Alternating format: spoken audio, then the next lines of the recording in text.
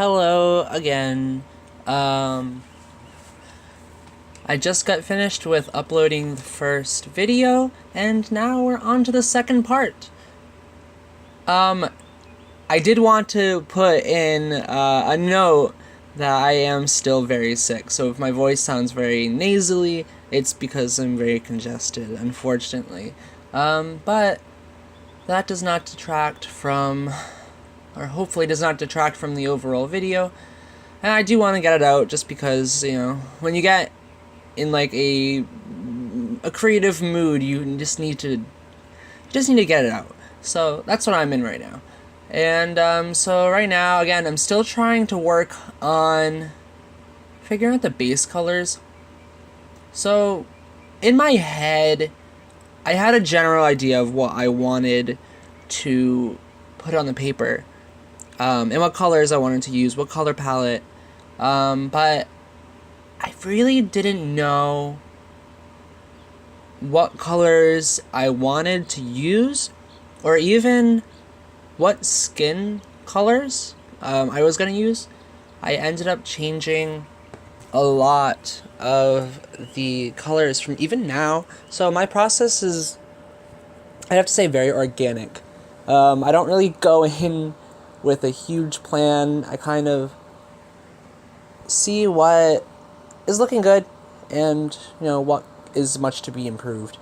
So just to talk more about like the actual the tools that are being used in this video, hopefully I'll be able to talk or show you, demonstrate some more varied tools, such as the gradient, and I think I may have used some of the select tool, but I can go through I'll probably just go through the toolbar list. This toolbar is pretty standard, I would have to say. So at the top, I'm looking at the top left of the toolbar, going down, and so that top one that looks like a magnifying glass is just the zoom tool. I use the scroll wheel, so I don't ever use that tool at all.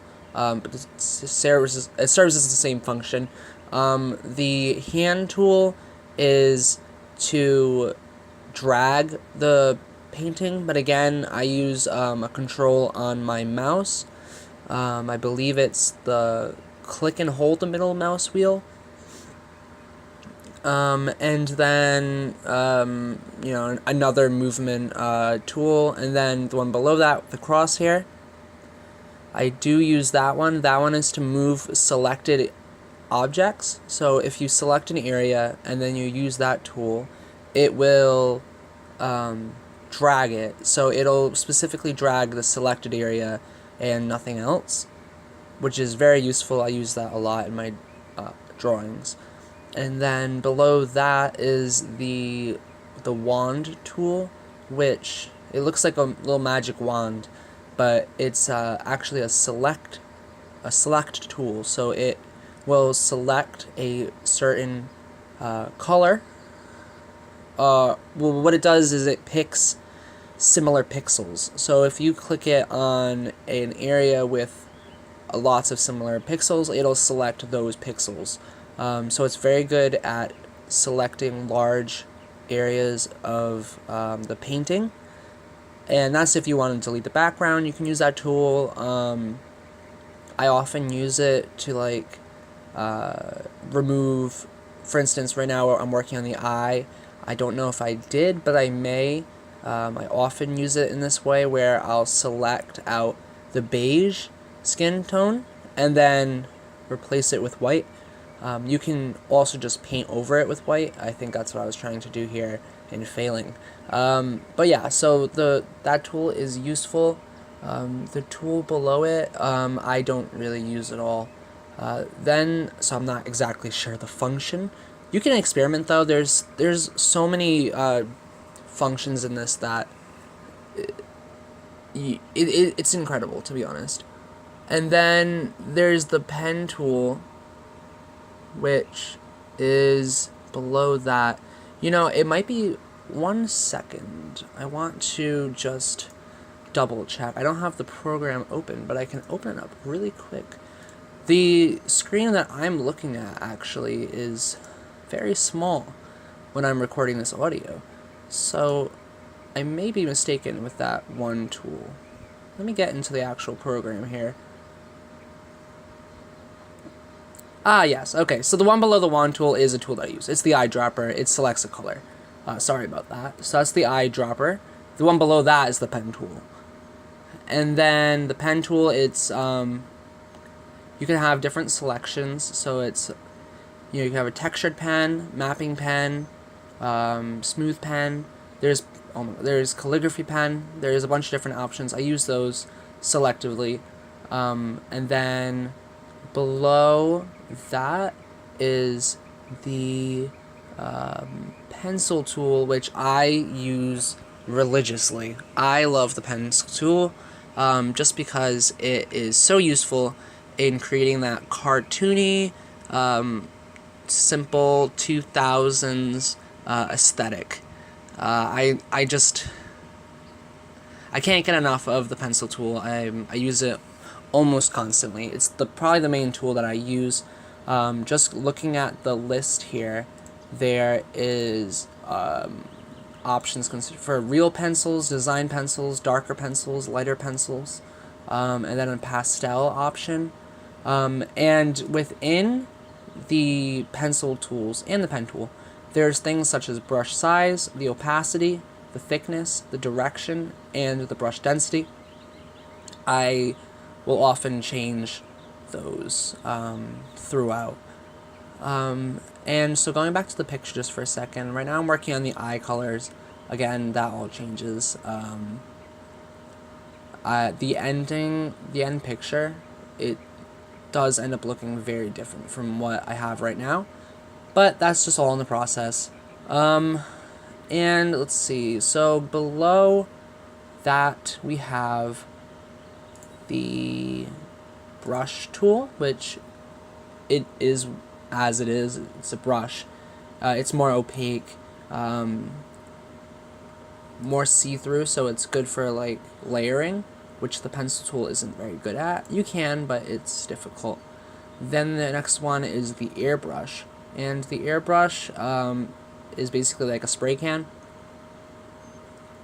and it has like a droplet effect, so it's really good for like abstract design.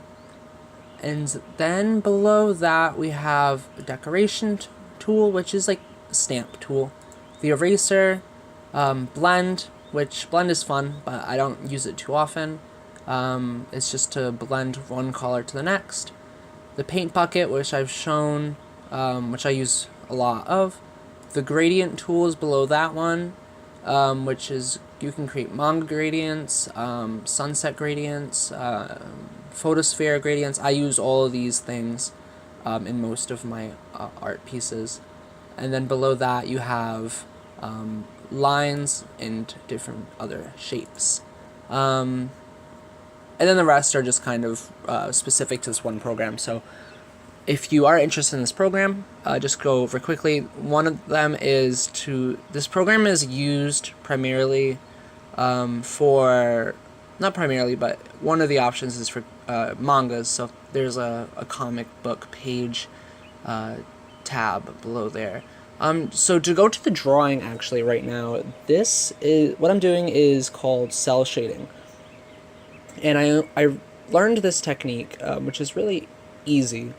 What you do is you select an area with the polyline, as you can see in the menu, and you select the area you want to be darker in shadow, and then you take the paint bucket, put it on black, but make the opacity really low, so that way it lets a lot of light through, and the color below can actually shine through rather than it just being black, because in real life shadows are not just black, they are, just a slightly darker color in some circumstances. In some other circumstances, much darker version of the color, but what I was going for here was more of a gentle sunset cast. So all the shadows that I wanted in this painting would be only slightly darker than the skin tones. So if you have it on black and the opacity at like 20%, I usually do like 15 to 20%, then that creates a pretty good shadow color. And it changes for every single color that you use it on, because it's just black. It's just a black layer that you're putting over the base color. So you don't have to change the color at all. If you look down at the lower left color wheel, I'm doing this on different skin tones, but they're all exactly the same color that I'm putting over it, which is that solid black color. And right there, you can see I put the paint down, and then I normally deselect the area afterwards, just because if you have the area selected, when you're trying to do other work, it won't let you, because it thinks that you only want to work in the selected area. So it's best to deselect after you're done with an area. I believe at this point I'm just trying to figure out what to do with the background. So I would say that the general steps that I go with when I'm working digitally, is first step, base colors, second step, the cell shading, and the third step is what you just saw me doing. Was I'm working in the gradient tool, and the gradient tool it creates casts. So like a sunset casts light, it will or cast like a reddish or yellow tint to the painting. So what I'm trying to do is emulate that right now. And as you can see, I selected the girl on the right, and I only selected her just because I want to play around with the shading and see what I like the best. This step is reversible, which is really good. It opens itself up in a new layer when you put it down, so you don't have to really worry too much about making a mistake and then permanently ruining the picture. That's what I love about digital, is that you can reverse your process. If you might work on a piece for 20 minutes and then realize you hate what you did, so you can easily just hit Control Z a bajillion times, but eventually you'll get to the point where it erases all of that, what you did. Or if you're doing it in a new layer, then you can just delete the layer. And you can see right here, the cast that I'm doing is creating that gradient. So what it does is it kind of creates the same effect on all of them, so that it looks like they're part of a cohesive picture. I do end up, I think, changing it a little bit, because I did change the source of the direction of the lighting to behind them rather than to the left of them. However, it is pretty similar in the end result. So this is near the end result, and I just have to work on the finishing touches, and I'll show you those in the third part. Right now, I'm just working on creating some shading on this area of the drawing. It's just continuing that second step. And then going back to the steps that I do. First step, like I said, is the base. The second step is the shading. The third step is the tones, so the lighting. And then the fourth step is generally the background. So I'll see you again in the next part. I have in 15-minute chunks the recordings here, so I'll see you soon, and I hope you have a great day.